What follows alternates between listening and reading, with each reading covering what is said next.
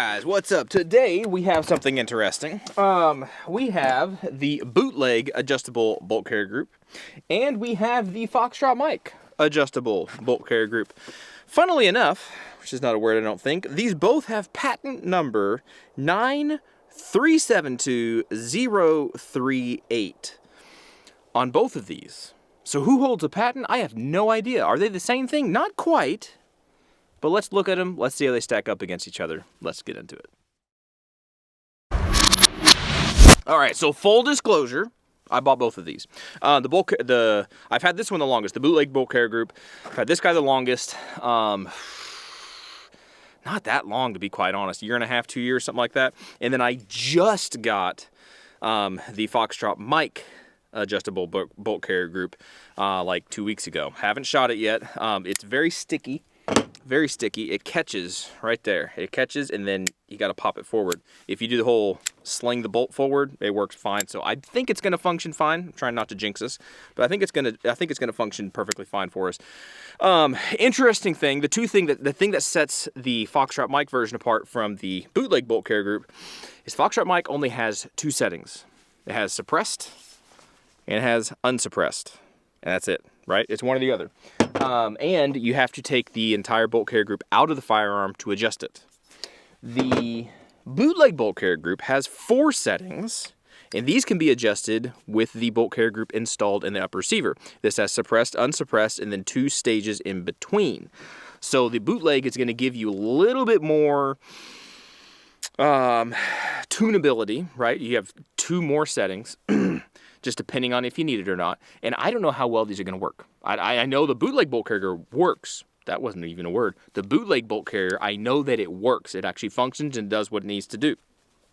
It is not as good, I'll say this is not as good as a well-designed adjustable gas block. That is better. That's best. I would say that is best. This is better. And I would go to this before I would probably trust just tuning the recoil system, right? The buffer and the spring. I think this would be a better option long term versus the springs. But that's just me. We can argue about that in the comments if you want. All right, so the host for today, these are both going to go into this guy right here. This is a 16-inch pinned upper receiver 5.56. Sorry, I got something in my throat. The lower is equipped with a Voltor A5 buffer system, even though I didn't say don't change your buffer systems. I said the long-term fix, not Band-Aid, is an adjustable gas block or an adjustable bolt carrier group. That's my opinion, but having a nice quality buffer and spring is a very good thing to have anyway, right? That's right up there, very close. You're splitting hairs, all right? Anyway, that's what's going on here on the lower as far as the recoil system. We are going to run this guy suppressed. I think we got our Sierra 5. We'll see if it blows up. I don't think it will. We got our Sierra 5. We're going to put that on here just again to help introduce as much gas into the system as we can to hopefully allow these carriers to show what they can or can't do. All right? So let's start with the Bootleg, and we'll run through the 4 settings. All right, so we are fighting the sun. This is a terrible angle, but it's either have the sun full in your face and all you'll see is shadows, or you'll see this.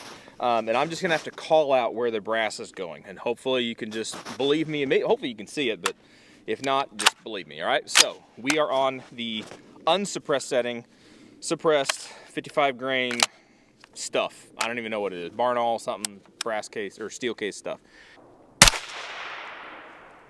All right, so that's forward. We'll do 2 shots to confirm. All right, so that's forward at about what, the 4 o'clock or something like that? Something like that.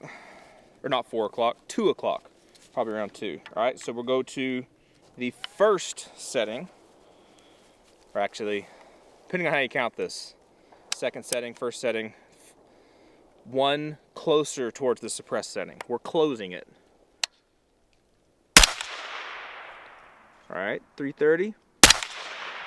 330 right there. I would call that good. That's exactly what you want this thing to do, is be right back there at around 330. All right, we'll go to the 3rd setting.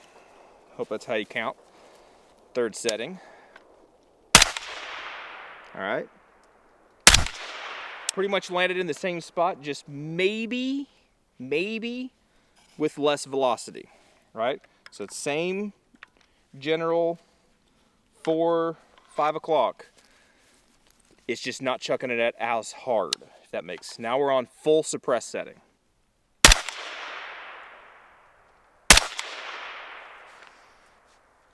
Relatively the same spot, not a huge difference. It's still chucking it out there at around 4 o'clock or so. It's just not chucking it super hard, just say that. Yeah, and they're landing there like 6 feet away from me, something like that. Now, to confirm everything, we're not going to walk all the way backwards and have you watch me do all that. We will turn this thing back to the unsuppressed setting and see what we get. It's even though this is a well-tuned system, as far as that buffer, that Voltor, you can feel it has more kick to it. All right, so it's definite that bootleg bolt carrier group definitely doing something.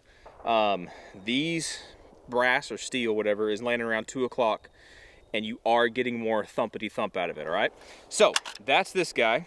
Let's throw in the Foxtrot Mike.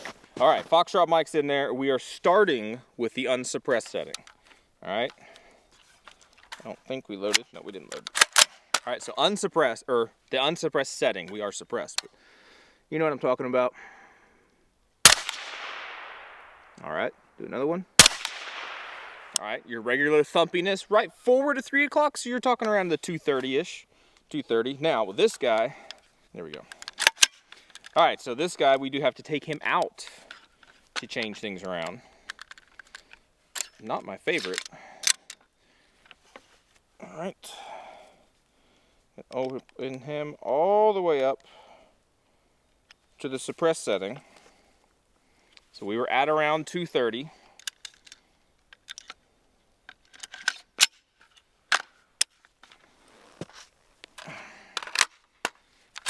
All right, now let's see where we're at. Ooh, that really spits it back.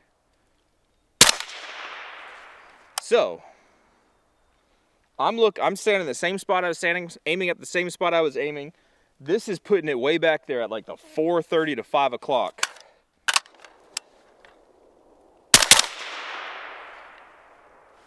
Pretty much the same thing as the bootleg.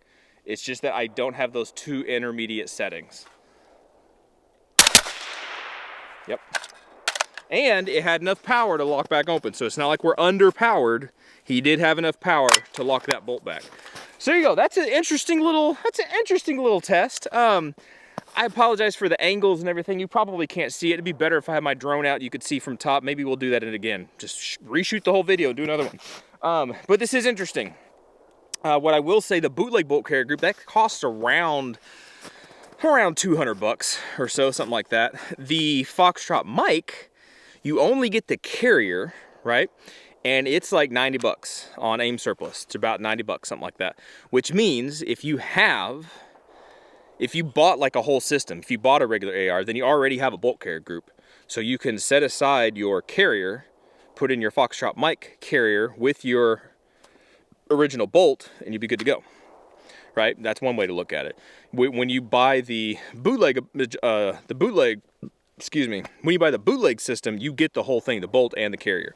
At least I did, I think. Unless I'm remembering wrong, I believe that's what you do.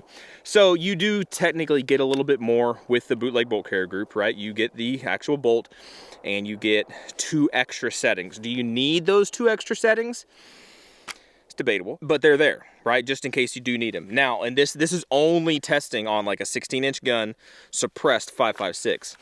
If you use this on 300 blackout, that could really be where you need those extra couple fine-tuned settings.